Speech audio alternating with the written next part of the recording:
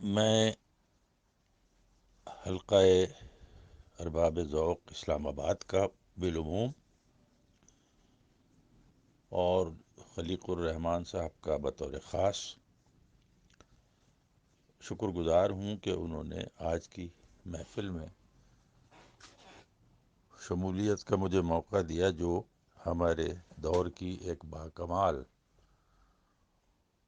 اور دل عزیز اور نہایت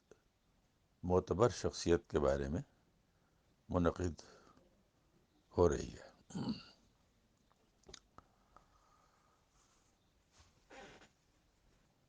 کئی دوستوں نے افتخار عارف صاحب کی شخصیت پہ اپنا اپنا اظہار خیال فرمایا، اور سبھی کی گفتگو میں کچھ پہلو ایسے ہیں کہ جو ہر شخص کی گفتگو میں ایک حد تک ان کی تکرار بھی دکھائی دے گی، کیونکہ یہ سب پہلو سبھی لوگ محسوس کرتے ہیں۔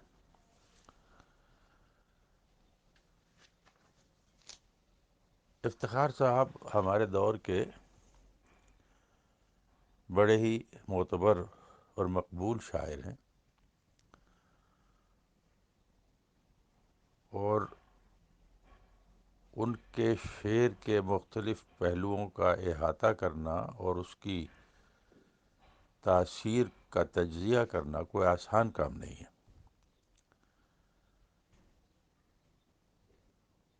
میرے خیال میں وہ فکر کے نہیں، احساس کے شاعر ہیں،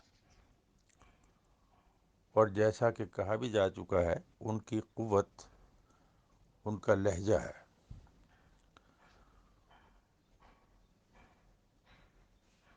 وہ احساس کا اظہار ایسی زبان، ایسے اسلوب اور ایسے لہجے میں کرتے ہیں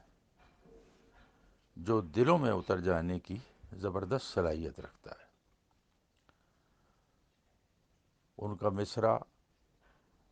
کمان سے نکلے ہوئے تیر کی طرح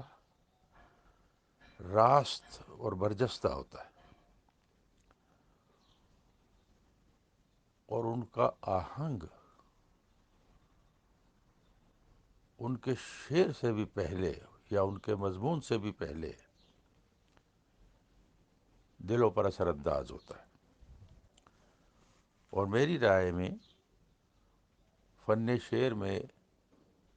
فطری آہنگ ہی مختلف شعراء میں امتیاز پیدا کرتا ہے۔ بڑے شعراء کا آہنگ بہت بڑا ہوتا ہے، مضمون سے شعر کی قدر و قیمت اتنی متعین نہیں ہوتی جتنی اس کے آہنگ سے متعین ہوتی ہے۔ افتخار صاحب ہمہ پہلو شخصیت ہیں، وہ اعلیٰ درجے کے فنکار تو ہیں ہی، لیکن وہ خود میں کھوئے ہوئے فنکار نہیں ہیں۔ انہیں اپنے گرد و پیش کا زبردست شعور حاصل ہے۔ وہ ان شعراء میں سے نہیں ہیں کہ اگر شعر دیکھو تو وہ زمین شعر کو آسمان بنا کے بیٹھے ہوتے ہیں، لیکن اگر کسی اور موضوع پہ بات کی جائے تو وہ کہیں کے بھی نظر نہیں آتے۔ افتخار صاحب کی نظر ادب کے علاوہ بھی معاصر زندگی کی عمومی رفتار پر رہتی ہے۔ شاید لندن کے طویل قیام نے بھی ان کے حلقہ حد نگاہ کو مقامیت سے اوپر اٹھا کر عالمگیریت سے ہمکنار کرنے میں بڑا کردار ادا کیا۔ افتخار صاحب صرف ماضی میں نہیں رہتے، مگر صرف لمحہ موجود میں بھی نہیں بستے، مستقبل کے امکانات پر بھی ان کی نظر رہتی ہے، اور ان کا معاملہ کچھ ایسا ہی ہے کہ دیکھتا ہوں دوش کے آئینے میں فردا کو میں۔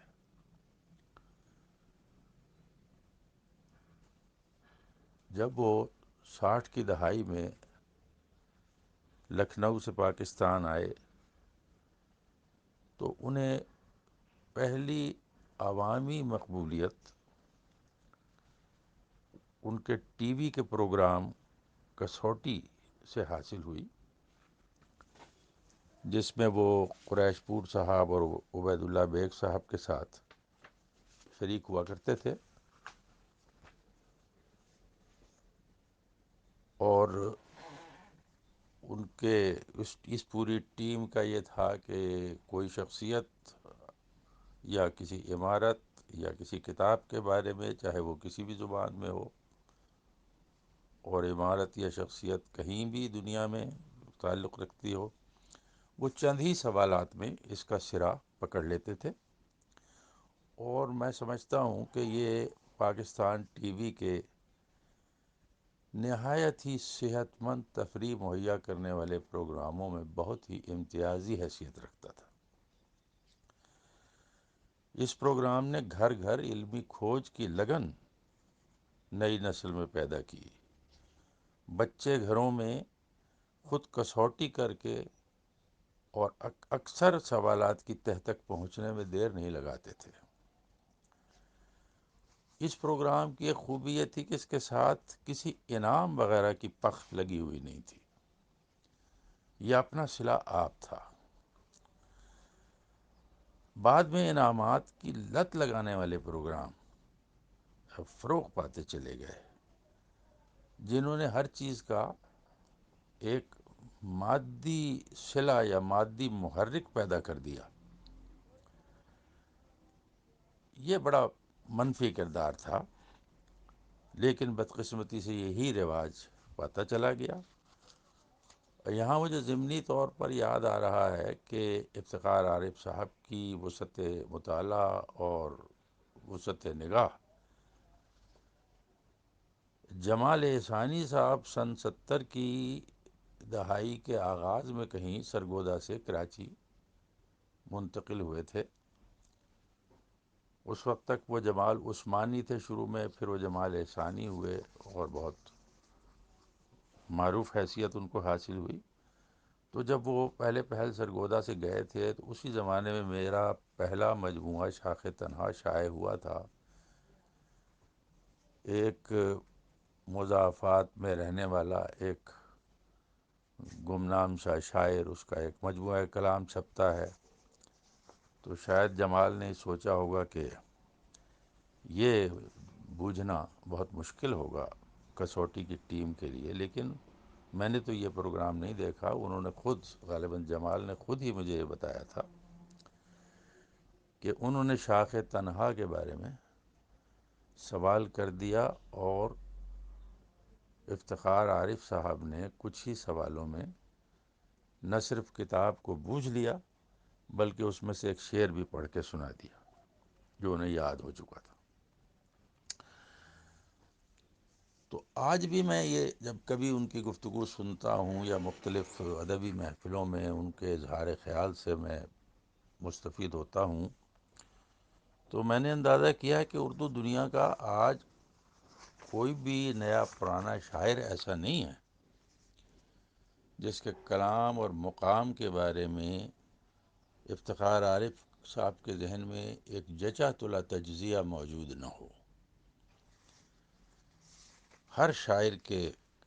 مضبوط اور کمزور پہلوؤں کا انہیں اچھی طرح ادراک حاصل ہوتا ہے،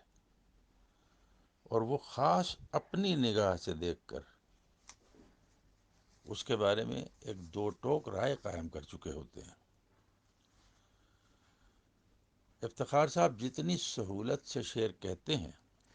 اسی سہولت سے اظہار خیال بھی کرتے ہیں، اور ان کا قوی حافظہ اور مرتب ذہن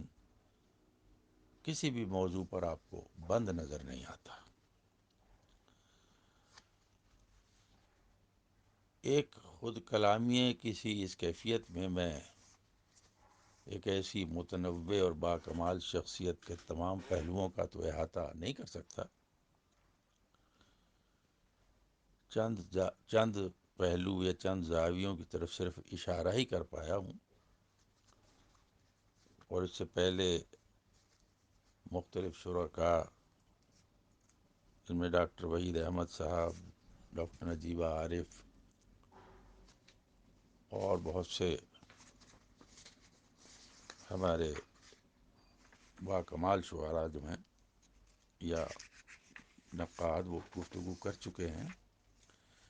مگر ایک پہلو ایسا ہے کہ جس کی طرف سرسری ہی صحیح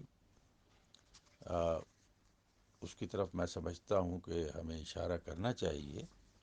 اور ہوا بھی ہے، وہ ان کا تدین ہے۔ ان کی طبیعت میں ایک گہرا تدین ہے، جس میں فقہیت نہیں ہے، جس میں احساس ہے، اور اس پر استقامت آج کے دور میں خدا کی دین ہے۔ عصر حاضر کے فکری آشوب میں مختلف فلسفوں اور انسانی افکار کو سمجھنے اور ان کی اپنی اہمیت کو تسلیم کرنے کے باوجود وحی کی دائمی اور ابدی حیثیت کا گہرا احساس رکھنا ایک انعام الہی ہے۔ اور افتخار عارف صاحب کے ہاں میں نے ہمیشہ یہ گہرا یقین دیکھا ہے، اور میں سمجھتا ہوں کہ اس معاملے میں بہت ہی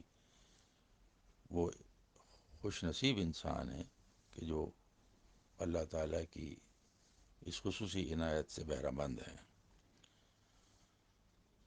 ان کی مختلف کتابیں، جن کی طرف کچھ اشارہ بھی ہوا، اور ان کی اب تازہ ترین کتاب باغ گل سرخ جو آئی ہے، اور جس میں لکھنؤ کے معروف صاحب قلم اور نقاد جناب انیس اشفاق صاحب نے بڑا بھرپور دیباچہ لکھا ہے، اور ان کے فن کی مختلف جہتوں پر بات کرتے ہوئے خاص طور پر یہی پہلو جو تدین کا پہلو ہے، اور اس کا ایک مخصوص حوالہ یعنی کربلا کے استعارے کو ایک زمانے اور ایک ہی سانحے سے اوپر لا کر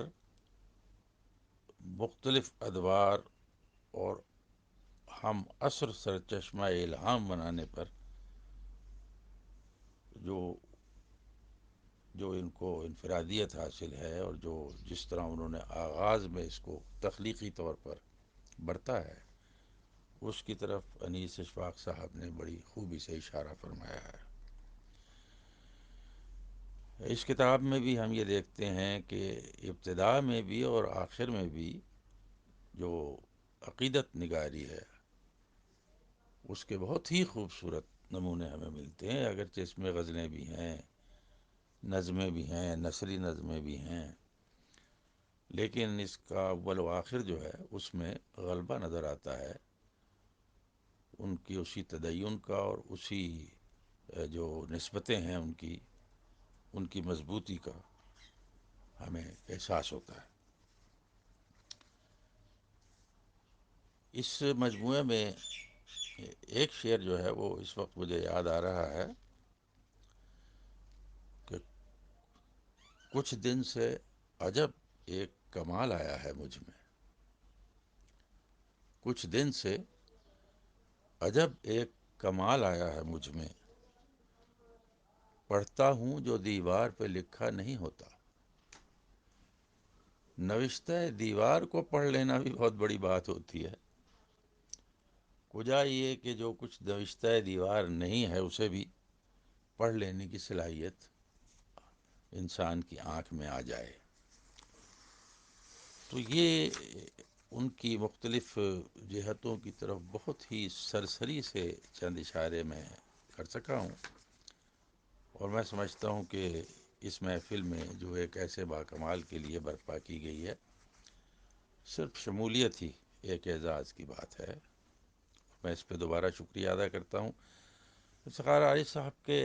اشعار تو اگر ہم پڑھنا شروع کر دیں تو ہمیں بہت سے ایسے شعر یاد آئیں گے جنہوں نے اس دور میں جگہ جگہ جہاں کہیں اردو بولی یا سنی جاتی ہے